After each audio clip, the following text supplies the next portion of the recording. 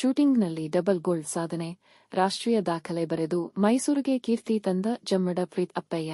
ಮೈಸೂರು ಕ್ರೀಡೆಯಲ್ಲಿ ವಯಸ್ಸು ಕೇವಲ ಸಂಖ್ಯೆಯಷ್ಟೇ ಎಂಬುದನ್ನು ಮತ್ತೊಮ್ಮೆ ಸಾಬೀತುಪಡಿಸಿರುವ ಮೈಸೂರಿನ ಜಮ್ಮಡ ಪ್ರೀತ್ ಅಪ್ಪಯ್ಯ ಅವರು 14ನೇ ಕರ್ನಾಟಕ ರಾಜ್ಯ ಶೂಟಿಂಗ್ ಸ್ಪರ್ಧೆ ಮತ್ತು ಚಾಂಪಿಯನ್ಶಿಪ್ 2026ರಲ್ಲಿ 2 ಚಿನ್ನದ ಪದಕಗಳನ್ನು ಗೆದ್ದು ರಾಜ್ಯದ ಗಮನ ಸೆಳೆದಿದ್ದಾರೆ. ರಾಷ್ಟ್ರೀಯ ದಾಖಲೆ ನಿರ್ಮಿಸುವ ಮೂಲಕ ಅವರು ಮೈಸೂರು ಜಿಲ್ಲೆಯ ಕೀರ್ತಿಯನ್ನು ಮತ್ತಷ್ಟು ಎತ್ತರಕ್ಕೇರಿಸಿದ್ದಾರೆ.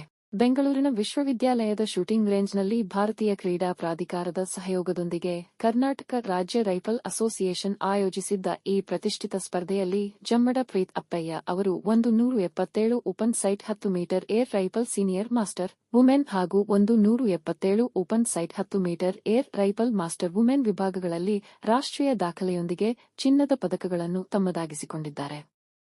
ಮೈಸೂರು ಬನ್ನಿಮಂಟಪ ನಿವಾಸಿಯಾಗಿರುವ ಪ್ರೀತ್ ಅಪ್ಪಯ್ಯ ಅವರು ಮೈಸೂರು ಸ್ಪೋರ್ಟ್ಸ್ ಶೂಟಿಂಗ್ ಅಕಾಡೆಮಿಯ ಎಂಎಸ್ಎಸ್ಎ ಪ್ರತಿಭಾವಂತ ಶೂಟರ್ ಆಗಿದ್ದು, ತರಬೇತುದಾರ ಎಚ್.ಎಸ್.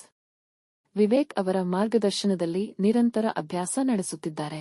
ಕಠಿಣ ಪರಿಶ್ರಮ, ಏಕಾಗ್ರತೆ ಮತ್ತು ಶಿಸ್ತು ಅವರ ಯಶಸ್ಸಿನ ಹಿಂದಿನ ಪ್ರಮುಖ ಶಕ್ತಿಗಳಾಗಿವೆ. ಇತ್ತೀಚೆಗೆ ಬೆಂಗಳೂರಿನ ಕೆಎಸ್ಆರ್ಎ ರೇಂಜ್ನಲ್ಲಿ ನಡೆದ ನಾಗರಾಜ್ ರಾವ್ ಜಗದಾಳೆ ಶೂಟಿಂಗ್ ಸ್ಪರ್ಧೆಯಲ್ಲಿಯೂ 2 ಚಿನ್ನದ ಪದಕಗಳನ್ನು ಜಯಿಸಿರುವ ಅವರು ಈಗ ದಕ್ಷಿಣ ವಲಯ ಶೂಟಿಂಗ್ ಸ್ಪರ್ಧೆಗಳಿಗೆ ಅರ್ಹತೆ ಪಡೆಯುವ ಗುರಿಯೊಂದಿಗೆ ತಯಾರಿ ನಡೆಸುತ್ತಿದ್ದಾರೆ. ವಿಶೇಷವೆಂದರೆ ಓಪನ್ ಸೈಟ್ ಏರ್ ರೈಫಲ್ ವಿಭಾಗದಲ್ಲಿ ಸ್ಪರ್ಧಿಸುತ್ತಿರುವ ಏಕೈಕ ಕೊಡವತಿ ಮಹಿಳಾ ಶೂಟರ್ ಎಂಬ ಹೆಗ್ಗಳಿಕೆಯನ್ನು ಸಹ ಅವರು ತಮ್ಮದಾಗಿಸಿಕೊಂಡಿದ್ದಾರೆ.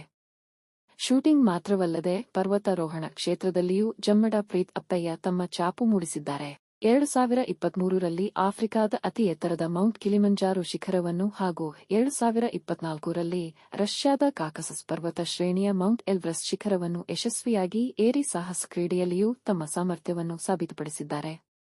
ವಕೀಲ ಜಮ್ಮಡ ಎಂ. ಅಯ್ಯಣ್ಣ ಅವರ ಪತ್ನಿಯಾಗಿರುವ ಪ್ರೀತ್ ಅಪ್ಪಯ್ಯ ಅವರು ಕುಟುಂಬದ ಜವಾಬ್ದಾರಿಗಳ ಜೊತೆಗೆ ಕ್ರೀಡಾ ಸಾಧನೆಯಲ್ಲಿಯೂ ಮಾದರಿಯಾಗಿದ್ದಾರೆ.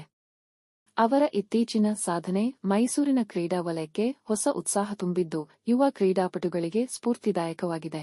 ರಾಷ್ಟ್ರೀಯ ಮಟ್ಟದಲ್ಲಿ ದಾಖಲೆಯೊಂದಿಗೆ 2 ಚಿನ್ನದ ಪದಕಗಳನ್ನು ಗೆದ್ದಿರುವ ಈ ಸಾಧನೆ ಅವರ ಮುಂದಿನ ಅಂತಾರಾಷ್ಟ್ರೀಯ